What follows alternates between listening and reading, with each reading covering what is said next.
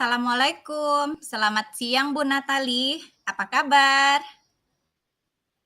Waalaikumsalam Bu Rini. Selamat siang juga. Kabar saya baik-baik aja hari ini, Bu. Kira-kira apa sih yang kita bahas untuk mencapai tujuan masalah Ibu? Tujuan saya hari ini bertemu Ibu itu ingin mendapatkan solusi dari situasi kelas saya, Bu. Dimana sekarang ini kalau minat murid saya dalam pembelajaran saya nih, Bu, terutama nih dalam belajar matematika nih, Bu. Kalau diberi tugas rumah lebih mengandalkan internet. Kalau dibuat tugas kelompok nih, Bu ya, mereka itu hanya beberapa orang yang mengerjakan. Bahkan ada dari mereka yang cenderung pasif, nggak aktif, Bu. Sehingga hanya mengandalkan contekan dari teman, kemudian dikumpulkan, Bu. Seperti itu. Oh, begitu. Permasalahan dasarnya apa ya, Bu? Saya kira permasalahannya dalam pemberian tugas yang sekarang cenderung selalu berkelompok nih, Bu. Kurang sesuai dengan profil belajar murid saya kayaknya, Bu. Dalam kelompok tersebut ya, Bu, sehingga banyak di antara mereka kurang berminat dalam mengerjakan tugas-tugas yang saya berikan, Bu. Lalu, peluang apa yang Ibu miliki untuk mengatasi masalah ini? Untuk mengatasi masalah ini rencananya kedepannya saya mau lihat dulu, Bu, ini profil belajar murid saya dulu, Bu. Kemudian saya juga punya ide untuk membagi kelompok menjadi lebih kecil, Bu. Selama ini kan, Bu, saya selalu membagi diskusi kelompok itu 4 sampai 6 orang. Maka rencana saya ke depan, saya akan memberikan penugasan diskusi kelompok itu 2 sampai 3 orang saja. Sehingga, Bu, setiap individu dalam kelompok itu terlibat aktif dalam mengerjakan proses pelajaran yang berlangsung. Ada lagi nih, Bu, satu lagi nih. Saya juga ingin mengembangkan penggunaan media kertas flip card namanya. Sehingga selama pembelajaran murid saya aktif dengan menggunakan kertas flip card ini, Bu. Wah, bagus sekali ya, Bu. Tapi penggunaan kertas flip chart ini bagaimana ya, Bu? Penggunanya biasanya saya akan menggunakan ini ketika murid saya harus menjawab soal-soal yang akan kami bahas di kelas, Bu. Dengan menulis jawaban di media kertas flipchart itu. Akan meminimalkan waktu juga yang digunakan untuk presentase. Karena murid itu hanya tinggal menempelkan ke dinding kelas hasil dari diskusi kelompok dan tidak perlu dituliskan di papan tulis, Bu. Dan kelompok lain bisa saling berbagi, bisa juga menjadi penambahan pembelajaran mereka hanya membaca dan melihat hasil dari kelompok yang sudah ditempelkan di dinding tadi, Bu. Oh, begitu ya, Bu. Apa ada hambatan Ibu dalam mengembangkan ide ini? Ada, Bu, ada sedikit hambatan yang saya alami. Seperti dalam pengadaan kertas flip card ini, Bu. Karena jumlah murid saya kan banyak, Bu. Ada sebanyak 32 orang.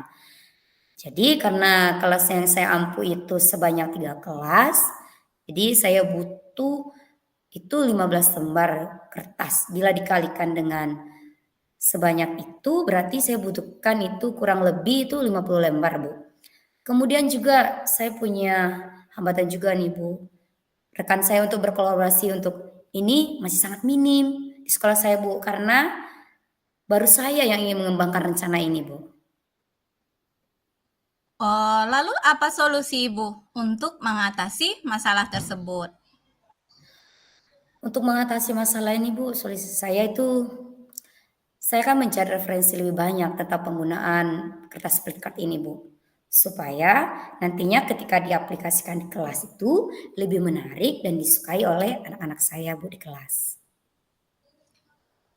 Apa yang akan Ibu prioritaskan dalam mewujudkan rencana ini?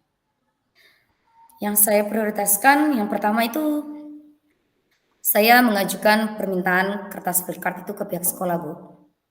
Kemudian yang kedua, saya akan mencari di berbagai sumber tentang cara penggunaan kertas flipchart ini. Kemudian yang ketiga, saya akan mengajak nih rekan-rekan guru saya mata pelajaran lain untuk berkolaborasi dengan saya dalam penggunaan media flipchart ini, Bu. Oh, kalau begitu, kapan rencana ini akan Ibu laksanakan? Rencananya ini akan saya laksanakan itu untuk semester depan, Bu, dalam mata pelajaran saya langsung, Bu. Wah, bagus.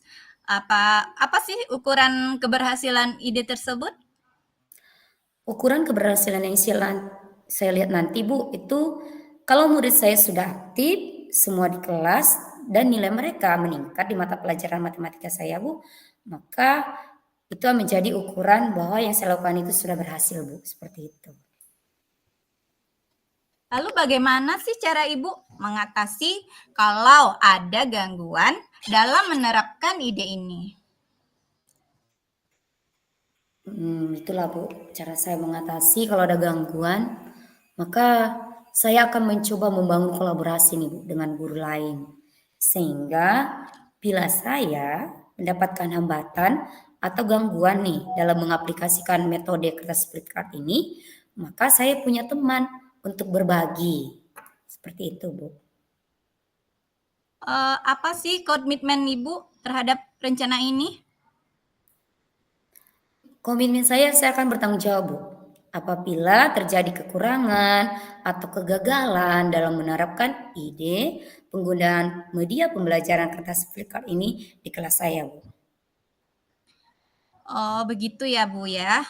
Nah, kira-kira siapa yang bisa membantu Ibu dalam melakukan ide ini? Yang membantu saya untuk melakukan ide ini, saya akan berkolaborasi nih Bu dengan guru fisika di sekolah saya Bu. Itu tepatnya adalah Pak Habibie.